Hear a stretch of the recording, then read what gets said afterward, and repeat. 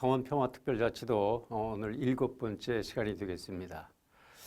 지난번 시간에 제가 평화특별자치도가 가능할까 아니면 불가능할까 이런 질문을 드려봤는데요.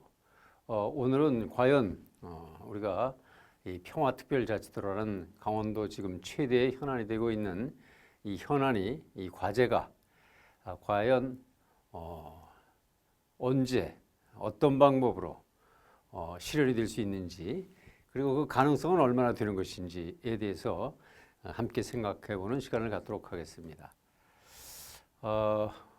여러분, 전쟁을 원하는 사람은 없겠죠.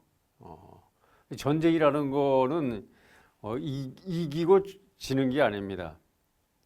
뭐 스포츠 같은 경우는 뭐 이겼다 졌다 할 수 있겠죠. 그러나 전쟁은 이기고 죽는 겁니다. 지는 편들은 죽는 것이죠.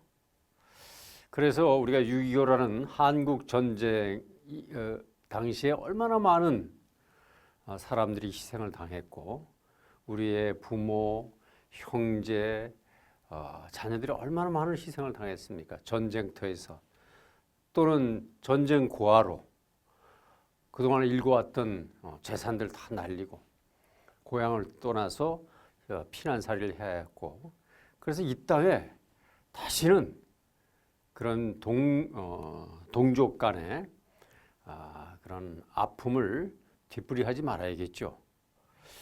뭐 흔히 우리가 이제 우리 전쟁도 불사해야 된다 이런 말씀을 하는 분들도 계십니다만은 저는 거기에는 반대합니다.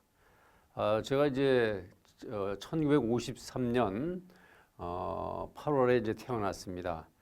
한국 전쟁이 이제 휴전되고 바로 한 달 뒤에 지금 태어났는데 이제 내년 후년이면 70주년이 됩니다. 그동안은 지금 전부 휴전 상태였죠. 근데 이 휴전 상태를 빨리 종전 상태로 바꿔야지만 우리 전쟁의 위협에서 좀 마음 놓고 우리가 좀 지역 안에서도 평화를 추구할 수 있고, 또 그 토대 위에서 행복한 삶을 영위할 수 있지 않겠습니까? 그래서 평화라는 가치를 지키려고 하면은 물론 안보가 중요하겠죠. 전쟁에 대비해서 우리가 이제 강력한 군대를 가져야 되고, 그래서 남이 쳐들어올 수 없는 정도의 자위태세를 갖춰야지만 평화를 지킬 수 있겠죠. 그런데 그 안보라는 것은 평화를 뛰어넘을 수 없겠죠. 평화를 위해서 안보를 해야 하는 것일까요? 아니면 안보를 위해서 평화를 해야 하는 것일까요? 뭐 답은 자명하지 않습니까? 평화를 위해서 안보가 필요한 것이겠죠. 이제 이렇게 설명을 좀 드려볼까요? 대통령을 위해서 국민이 존재하는가? 국민을 위해서 대통령이 존재하는가? 신문사 사장을 위해서 독자들이 필요한 것인가? 시청의 시장을 위해서 시민들이 있어야 되는 것인가? 그건 아니죠. 시민을 위해서 시장이 있는 것이고, 국민을 위해서 대통령이 있는 것이고, 또 독자를 위해서 신문사 사장이 있는 거 아니겠습니까? 마찬가지로 우리는 그동안 오랜 세월 분단 체제에 살아오면서 안보를 강조하다 보니까 평화에 대한 큰 가치, 그래서 제 주변에서도 무슨 평화를 얘기하냐 말이지, 지금 안보가 더 중요하지, 이렇게 얘기하는 분들이 적지 않은 게 사실입니다. 물론 생각이 좀 다를 수 있겠죠. 그러나 우리가 추구하는 것은 평화입니다. 평화로운 한반도, 평화로운 지역사회, 전쟁의 위협이 없는 그런 나라에서 살고 싶은 거 아니겠습니까? 근데 이렇게 하려고 하면 결국은 또 안보 얘기 안 할 수 없죠. 근데 여러분 한번 생각해 보시죠. 우리 역사에서는 국가 지도자들이 국민이나 백성을 버리고 피난 간 사례가 많지 않습니까? 적지 않습니다. 임진왜란이 벌어졌을 때 선조 임금이 백성들을 버리고 새벽에 경복궁을 이제 빠져나가지 않습니까? 이제 몽진을 가는데 저 의지로 피난 그 화가 난 백성들이 경복궁에 불을 놓았다는 얘기도 있지 않습니까? 또 저기 함경도에서는 임해군과 순하군을 왕자를 붙잡아서 왜군한테 넘기는 사례도 있었습니다. 그러니까 백성을 위해서 끝까지 함께 싸우겠다는 그런 의지를 갖고 있는 지도자가 필요한 것이지, 뭐 백성은 죽든지 말든지 나 혼자만 국가 비상사태에 자신들의 안위만을 생각해서 피난 가거나 도주하는 사례가 있어서는 안 되겠죠. 우리 6.25 때도 그렇지 않습니까? 당시 이승만 대통령이 서울 시민들 토론은 우리가 국군이 지키고 있다, 안심하라, 이렇게 해놓고 본인은 남쪽으로 내려갔다가 다시 방송을 해서 위문을 시키긴 했습니다만, 물론 뭐 전쟁이라는 워낙 위급한 상황에서 나온 현상이라고 이해도 될 수가 있습니다만은, 그래도 전쟁이라는 것을 치르기 위해서는 군인들만 치르는 것이 아니고 그 군대를 신뢰할 수 있는 주민이 있어야 되는 것이고, 이런 것이 바로 평화 체제를 유지하는 밑바탕이 되는 것이죠. 자, 우리 강원도는 그 평화를 위해서, 안보를 위해서 많이 희생되어 왔다고 제가 누차 말씀을 드렸습니다. 그런데 전 세계에서 우리 강원도하고 흡사하면서도 또 지정학적으로도 우리 미국, 중국, 일본, 러시아처럼 주변 강대국에 둘러싸인 이런 국제적 환경을 가지고 있는 나라가 유럽에 조그만 나라가 하나 있습니다. 어딘 줄 아십니까? 여러분들 많은 사람들이 관광, 아름다운 알프스를 품고 있는 바로 스위스란 나라입니다. 근데 스위스란 나라는 주변에 독일, 프랑스, 이탈리아, 오스트리아 이런 막강한 강대국 틈바구니에서 외침도 당해왔고 숱한 고난을 겪어왔죠. 또 우리 강원도처럼 산악지역이라서 먹고 살기가 참 힘들었습니다.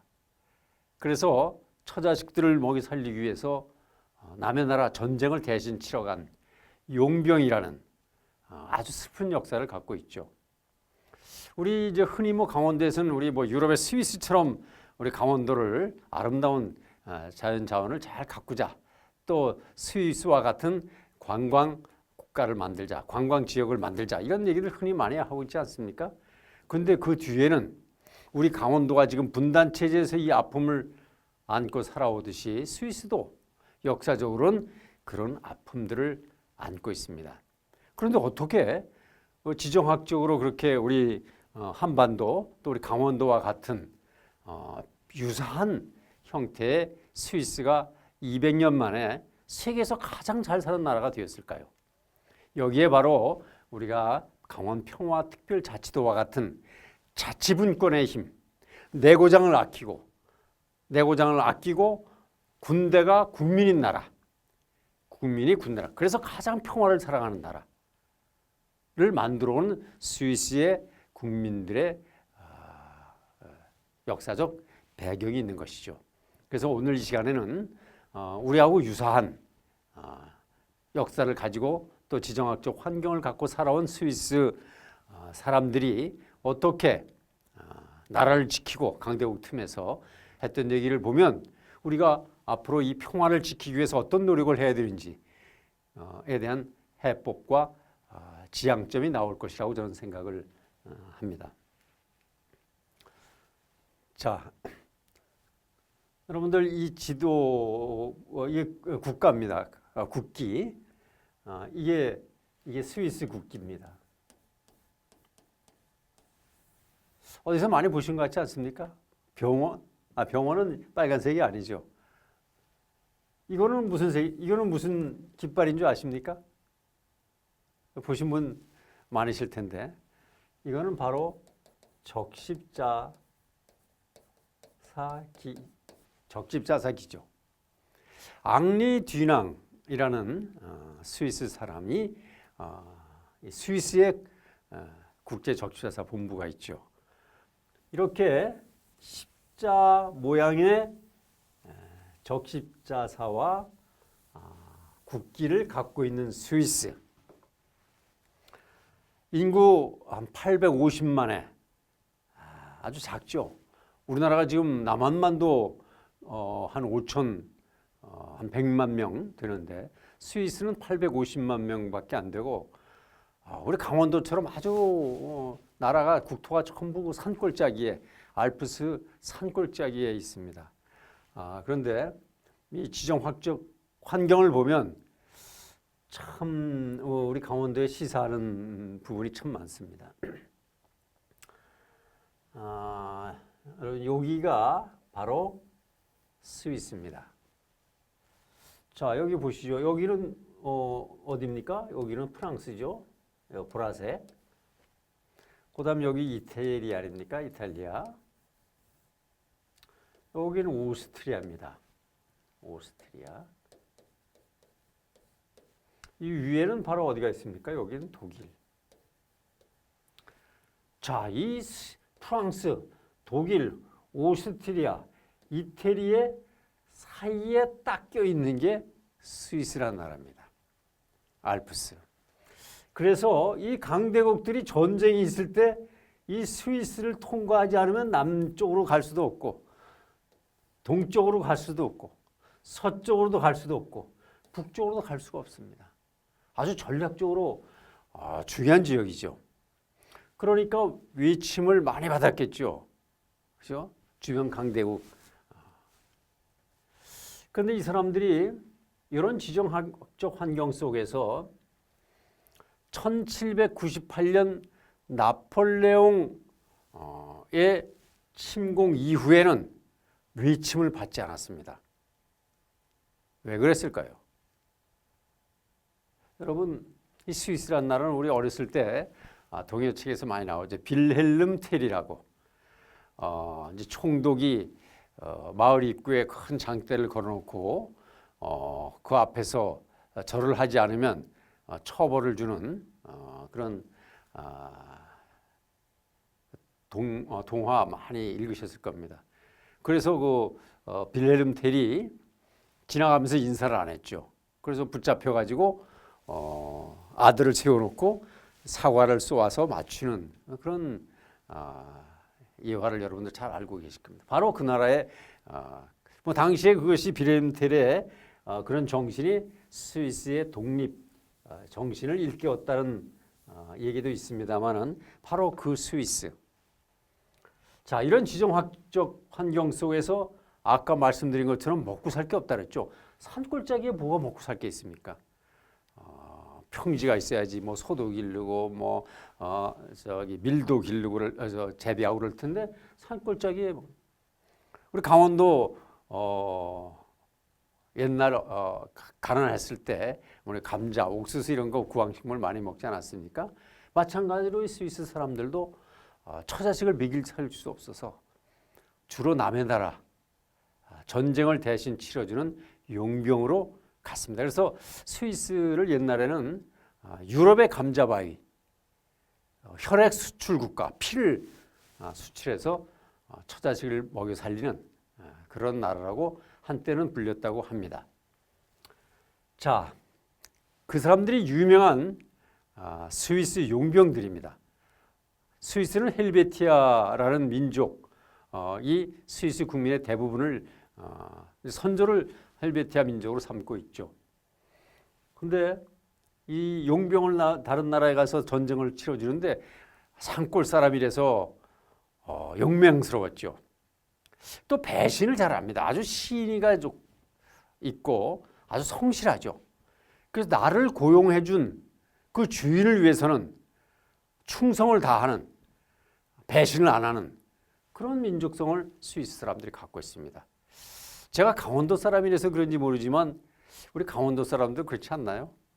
다른 지역에 가면 뭐 지역 간 얘기를 하는 건 아니지만 우리 강원도 사람들이 산골에 많이 살아서 좀 인심이 좀 순화하고 또 성실하고 하는 건 많은 사람들이 인정해주고 있지 않습니까? 근데 스위스 사람들도 또 우리 강원도 사람들도 산 꼴짝에 살다 보니까 강원도 포수란 말이 있는 것처럼 총을 잘 쏘죠. 왜? 산골짜기에서 사냥을 해야지 먹고 사니까 총을 잘 쐈겠죠. 그리고 강원도 포수라는 말이 속담에도 나올 정도로 마찬가지로 헬베티아 사람들도 알프스 산에서 살다 보니까 사냥도 잘하고 총도 잘 쏘고 그랬겠죠. 그러니까 다른 나라에서 병사들 갖다가 고용하는데 헬베티아 병사들을 아주 으뜸으로 꼽았죠. 자, 여러분 텔레비에서 크리스마스 때 성탄절쯤 되면은 이런 모습을 한 복장, 얼룩달룩한 복장을 한 사람들을 봅니다. 교황을 지키는 교황 근위병들입니다. 근데 이 사람들이 바로 스위스 사람들입니다. 1500년대 초부터 지금까지 로마 교황은 스위스 용병들이 근위병으로 근무를 하고 있습니다. 왜 그랬을까요? 아까 말씀드린 것처럼 이 사람들은 주인을 위해서는 자기를 고용한 사람들을 위해서는 충성을 다한 겁니다. 그래서 1500년대에 신성 로마 제국의 샤를 5세란 사람이 로마 교황 클레멘스 7세를 이제 쳐들어가서 전쟁을 벌이는데 당시에 이 헬베티아 스위스 근위병들이 한 147명인가 전사를 하면서 끝까지 교황을 바깥으로 피신시켜서 스위스 용병들은 정말 용맹스럽고 주군을 위해서 충성을 다하는 사람들이구나. 이렇게 해서 지금까지도 스위스 용병들을 교황 근위병으로 쓰고 있는 것입니다. 마찬가지로 프랑스 시민혁명이 터졌습니다. 그래서 프랑스 시민군이 루이 16세가 있는 궁으로 쳐들어가죠. 갔는데 스위스 용병들이 지키고 있는 거예요. 루이 16세를 고용해서. 그러니까 시민혁명군이 뭐라고 그랬겠습니까? 야, 너희 남의 나라 와서 왜 남의 나라 왕을 지키려고 하느냐. 우리가 너희들은 목숨을 살려줄 테니까 가라. 그때 이제 스위스 용병들이 한 786명이 되었다고 합니다. 그때 그렇게 얘기를 했다고 그러죠. 우리가 살려고 도망가면 누가 앞으로 유럽에서 우리 스위스 용병들을 고용을 해주겠냐. 배신하는 사람들. 도망가지 않고 786명이 모두 그 자리에서 전사를 하게 됩니다. 그것을 기념하기 위해서 그 스위스 아픈 역사를 용병들의 아픈 역사를 기리기 위해서 스위스 루체른에 가면 혹시 스위스 여행 갔다 오신 분들 아실 텐데 가보면 바로 빈사의 사자상이라고 하는 쓰러져 가서 우는 사자가 창을 맞고 우는 모습의 유명한 조각상이 있습니다. 바로 루이 16세를 지키다가 희생당한 스위스 용병들, 자기들의 선조들의 아픔을 기억하면서 우리 후손들이 강한 나라를 만들어야 되겠다. 용병의 아픈 역사를 되풀이하지 말자. 이런 것을 다짐한. 자, 학교 다니실 때 여러분들 스위스는 영세 중립국이라고 했죠. 영세 중립국이 뭐 조그맣고 영세한 중립국이 아니고 영원하게 세세 연년 중립국이란 얘기입니다. 1648년에 스위스는 베스트팔렌 조약을 통해서 독립을 인정받게 됩니다.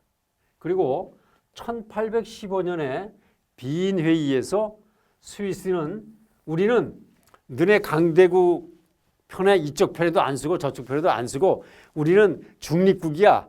그러니까 너네 전쟁 날 때 우리는 건드리지 말고 가만 내비둬. 우린 중립국이니까 어느 편도 안 될 테니까 이런 노력을 해서 스위스는 중립국이라는 선언을 합니다. 강대국들이. 그런데 여러분 전쟁 때 무슨 뭐 중립국이라고 전쟁 쳐들어간 나라에서 강대국이 봐줬을까요? 천만의 말씀이죠. 우리가 중립국이야. 들어오지 마. 우린 쳐들어오지 마. 거길 들어가야 전쟁을 할 수 있는데 안 쳐들어가겠습니까? 그래서 2차 세계대전 때 네덜란드, 벨기에, 덴마크, 노르웨이, 핀란드 이런 나라도 다 중립국이었어요. 그런데 나치 군대가 쳐들어갔습니다. 초토화됐죠.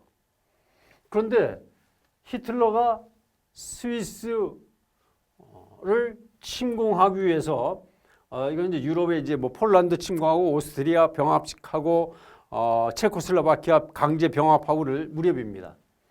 이 나치의 히틀러가 스위스를 쳐들어가려고 합니다.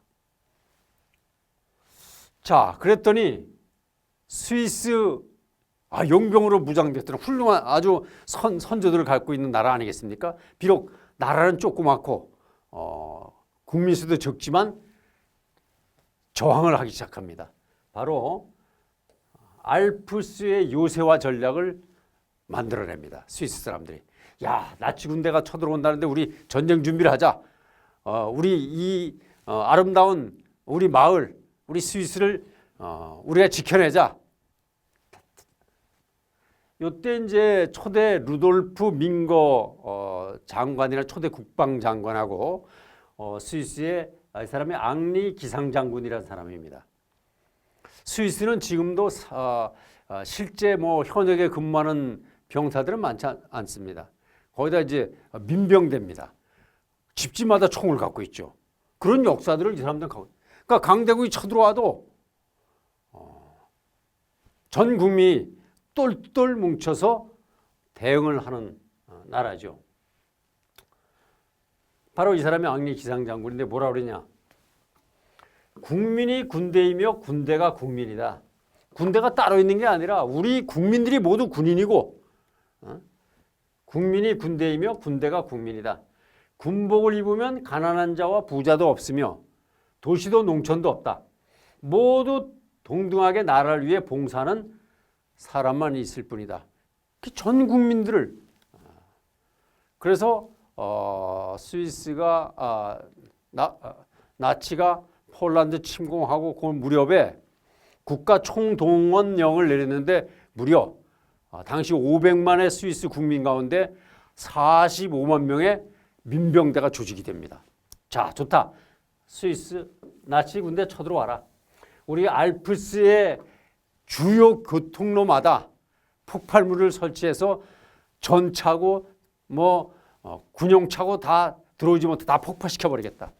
그리고 마지막 남는 한 사람의 국민이 남을 때까지 끝까지 저항하겠다. 자, 다른 나라들은 전쟁하면 제일 높은 사람들, 국가 지도자들을 생포하거나 죽이거나 항복을 받아내면 전쟁이 끝나죠. 근데 나치는 여기 스위스는 보니까 스위스 국민 마지막 한 명이 남을 때까지 결사항전을 한다 그러니까 들어가려다 보니까 너무 빡센 거죠. 스위스 국민들이. 이걸 바로 스위스에는 고슴도치 국방이라고 합니다. 여러분들 고슴도치 때리면은 내 손이 아프겠죠. 고슴도치도 물론 아프겠지만 때리는 내 손이 아프겠죠. 스위스는 바로 고슴도치 국방을 확보했던 것입니다. 그래서 당시에 독일 육군 참모총장이 히틀러한테 보고를 합니다. 스위스가 독일군 침공에 대해서 결사항전의 결의를 다지고 있습니다. 이거 들어가야 되겠습니까? 들어가면 우리가 더 피해가 클 텐데. 마침내 히틀러는 스위스 침공을 포기하게 됩니다. 스위스 침공을 포기합니다. 얼마나 그 당시에 결사항전해서 2차 세계대전을 그 참화 속에서도 살아남았죠. 생존했죠. 그리고 지금도 지하에 온 나라에 방공호와 대피소가 있습니다. 당시에는 그때 한 2년치의 비상식량을 보관하고 있었다 그래요. 그리고 전 국민들이 스위스에는 한 사격장이 마을마다 합쳐서 한 나라에 안에 한 3,000개 정도의 사격장이 있다고 합니다. 시간만 나면 가서 사격 연습을 하는 겁니다. 국민들이. 열병식, 군대 열병식이 있으면 자기 돈을 내고 입장료를 내고 들어가서 열병식을 관람합니다. 아니 군대 열병식에 자기 돈 내고 입장권 내고 들어가서 보는 사람이 누가 있겠습니까? 스위스 국민들은 바로 우리 국가는 이 강대국으로부터 우리 국민들이 지켜야 된다는 그런 여성들도 총 메고 사격장으로 갑니다. 그래서 스위스는 집집마다 다 총이 있습니다. 다 총이 있어요. 무서운 나라죠. 이러니까 강대국이 못 쳐들어간 거죠. 자, 전 국토의 요소화를 이뤄낸 스위스의 고슴도치 국방. 이것을 통해서 스위스는 헌정 애국주의를 확보합니다. 스위스라는 나라는 우리나라처럼 단방 국가가 아니고 연방 국가입니다. 조그만 나라들이 옛날에 조그만 마을들이 모여서 말하자면 지금 우리 대한민국 같으면 뭐 강원도, 경기도, 전라도, 경상도 같은 나라들이 합쳐서 한 나라를 만든 스위스 연방공화국입니다. 그런데 이런 헌정애국주의, 나라를 우리 국민들이 지킨다. 내 마을은 내가 지킨다. 이런 정신을 통해서 지금 태어나면 바로 로또가 당첨되는 거하고 똑같은 나라. 아이가 하나 태어나면 바로 로또가 당첨된 것처럼 태어나. 왜? 1인당 국민소득이 8만 5천 달러. 8만 5천 달러. 우리나라 지금 얼마죠? 우리나라 뭐 한 3만 달러 조금 넘었다고 하죠. 8만 5천 달러. 그 조그만 나라가. 강소국. 아주 그리고 행복한. 여기서 주목할 것은 제가 이 나라 사람들이 그렇게 뭐 나치 군대한테 맞서서 싸우고 용병으로 용맹했고 신이 성실했다는 걸 말씀드리려고 하는 것이 아니라 이 스위스라는 나라가 바로 온 나라가 곳곳이 잘 사는 나라는 거예요. 우리나라처럼 어느 지역은 굉장히 인구도 많고 경제력도 높고 어느 지역은 우리 강원도처럼 경제력도 낮고 인구도 땅덩어리 넓은데 적게 사는 나라가 아니고 스위스라는 나라는 국민의 70%가 2만 명 이하의 조그만 도시에 다 살고 있습니다. 수도 베른이라고 해봐야 30만밖에 안 됩니다. 그러니까 어느 지역에 살더라도 국민들이 행복한 거죠. 그리고 그 모든 결정을 자기들의 마을의 결정을 바로 주민들이 합니다. 주민들이 세금 낸 거 가지고 물론 이제 스위스 연방이라는 나라가 국세를 걷죠. 근데 국세는 한 40%밖에 안 걷습니다. 그 국세 받은 거에서도 또 도나 주나 또 기초 개마인대 같은데 나눠줍니다. 도와주는 우리나라처럼 75% 걷어들여서 나눠주는 게 아니라 여기는 공동체를 통해 가지고 또 헌법 같은 데 보면 스위스 헌법에는 부자 동네가 부자도에서 가난한 지역을 최소 얼마 도와주라는 숫자까지도 해서 가난한 주와 부자주가 서로 한 나라 안에서 서로 잘 살게 하는 도와주고 형제처럼 그런 정을 나누고 살고 있는 나라인 거죠. 그래서 세계에서 가장 행복 지수가 높은 나라고 세계에서 가장 살고 싶은 도시 10곳 가운데 스위스는 무려 3곳이 들어가 있습니다. 자, 우리 이렇게 말씀드리면 우리 강원도가 이제까지 안보를 위해서 한 70여 년 동안 전방 지역에서 우리나라의 평화를 지켜왔다고 하면 스위스처럼 바로 이제 우리가 추구해야 될 게 뭐가 있습니까? 땅덩어리 넓고 사람은 적은 이 강원도에 다른 지역과 같이 스위스처럼 그래도 어느 지역에 살든 간에 조금 인간다운 삶을 살 수 있고 그다음에 교육도 좀 균등하게 받을 수 있고 그렇게 평화롭게 그런 사는 꿈을 꾸어야 되지 않겠습니까? 바로 그것이 우리가 추구하는 평화특별자치도를 우리가 이뤄내자는 그런 의미가 되겠습니다.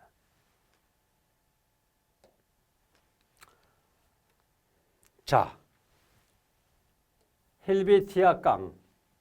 헬베티아 아까 말씀드린 헬베티아 민족들의 용병에서 보여준 이 강인한 정신 그걸 저는 헬베티아 깡. 깡이 뭡니까? 뭐 깡다구 이런 거 아십니까? 강단, 결기 이런 것이 됐다면 우리 강원도는 감자바위들의 깡다구. 그럼 줄여서 감자깡이 있지 않겠습니까? 이거 뭐 먹는 과자 감자깡이 아니고 헬베티아 스위스 민족들의 강인함, 평화를 견인해낸 국민들의 일체감, 자기 고향에 대한 애양심, 그것이 발전된 애국심. 바로 우리 강원도가 가장 북쪽에 있는 분단의 접경 지역에 있는 평화지역이죠. 여기에 있는 우리 강원도민들의 깡다구가 결합이 되면 바로 유럽의 감자바위인 스위스, 한국에 우리 강원도 감자바위가 있다. 또 스위스는 유럽의 유명한 휴양 관광지입니다. 알프스. 우리 대한민국에서 가장 대표적인 관광 휴양지가 어디입니까? 우리 강원도 아니겠습니까? 그 다음에 스위스는 유럽의 중심부에 있습니다. 아주 전략적 요충지에 있죠. 우리 강원도 한반도의 중심부, 동북아의 중심부에 있지 않습니까? 아주 흡사하고 유사하죠. 다른 것이 있다면 바로 스위스는 모든 지역이 골고루 균형 발전되게 살아가면서 자기 말에 대한 긍지, 나라에 대한 고마움, 평화에 대한 그런 평화의 가치를 존중하는 그런 국민성을 가지고 있고 이것을 우리가 강원도가 이제 그것을 스위스처럼 이뤄내는 작업들을 우리가 평화특별자치들을 통해서 이뤄낼 수 있는 계기를 이번에 좀 만들었으면 좋겠다고 생각합니다. 자, 이 스위스와 같은 결기를 우리 강원도에서는 어떻게 발휘해야 될까요? 자, 우리가 2003년도에 지방 살리기 3대 특별법을 제정할 무렵에 전국에서 만여 명이 여의도에 몰려가서 우리 지역을 살려라. 지역이 죽어간다. 지역이 살아야 나라가 산다. 10,000명이 서울의 여의도 국회에 올라가서 절규를 했습니다. 자, 지방분권특별법을 제정하라. 국가균형발전법을 제정해라. 신행정 수도특별법을 제정해라. 이런 만여 명의 전국에서 올라온 지방민들의 함성이 여의도를 찌렁찌렁하게 울렸습니다.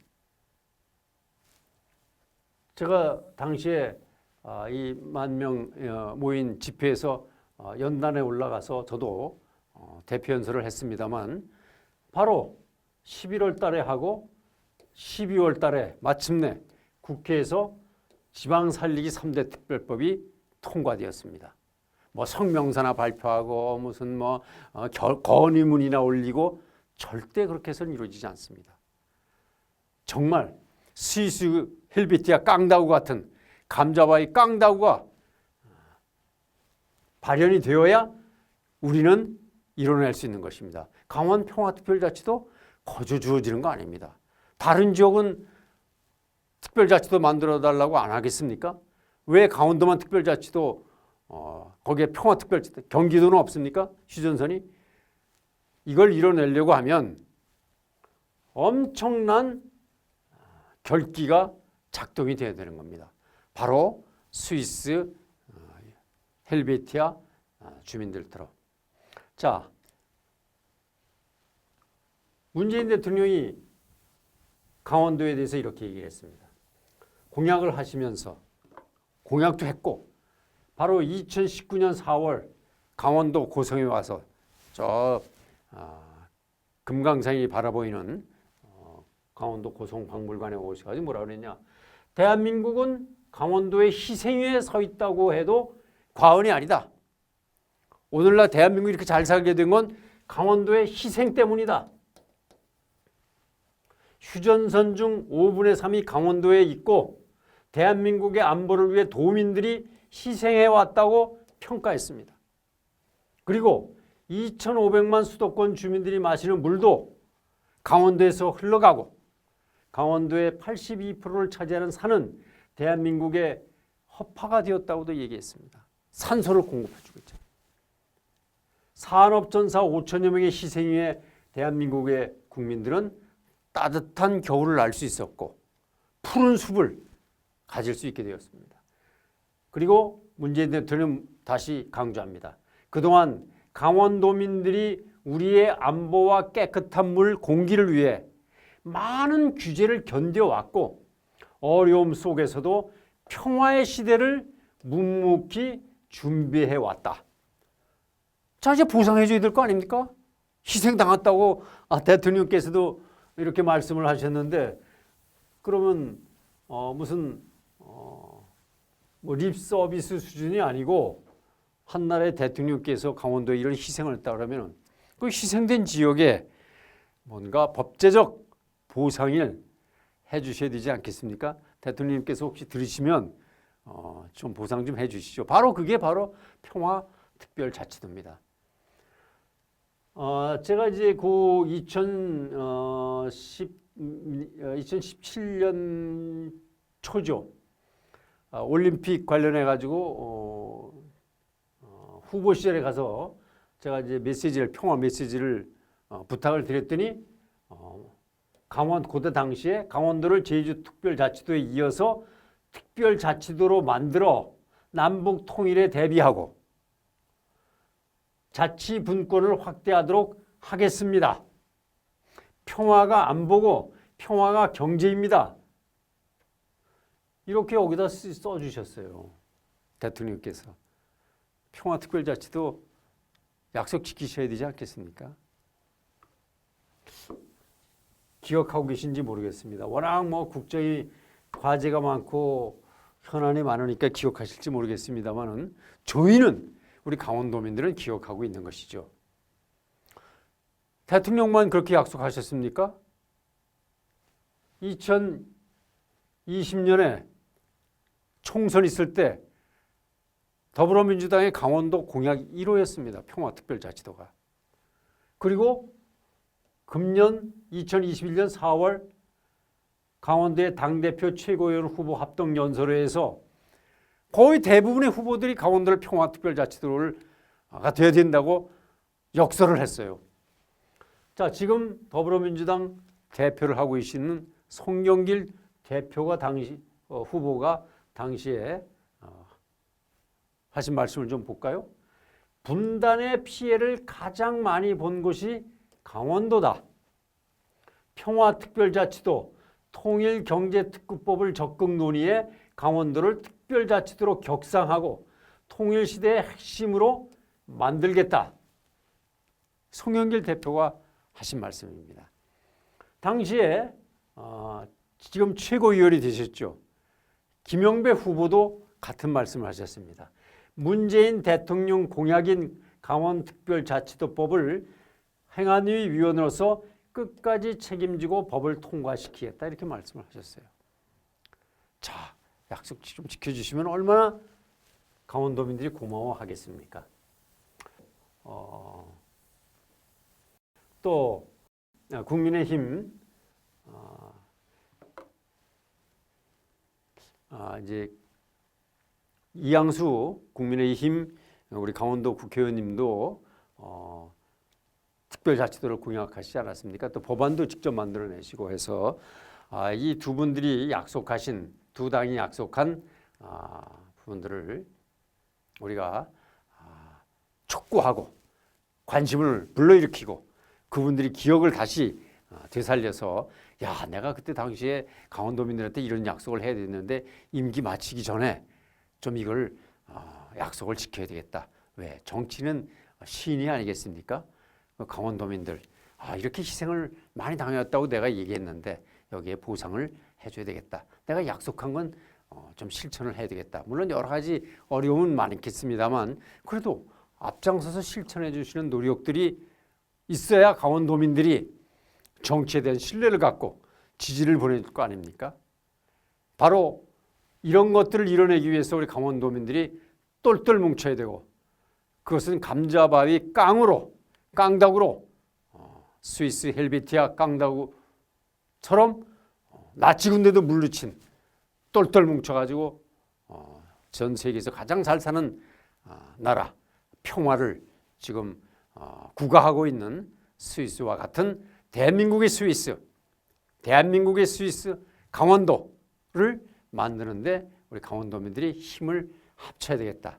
오늘은 이 평화특별자치도를 이뤄내기 위한 우리 강원도민들의 단합된 모습이 얼마나 중요한가에 대해서 스위스 국민들의 2차 세계전 당시에 단합된 모습, 평화를 지키기 위한 노력, 그리고 그 토대 위에서 자치분권의 힘으로 세계에서 가장 잘 살고 있는 스위스, 우리 강원도의 모델이라고 할 수 있는 스위스를 비교를 하면서 말씀을 드렸습니다.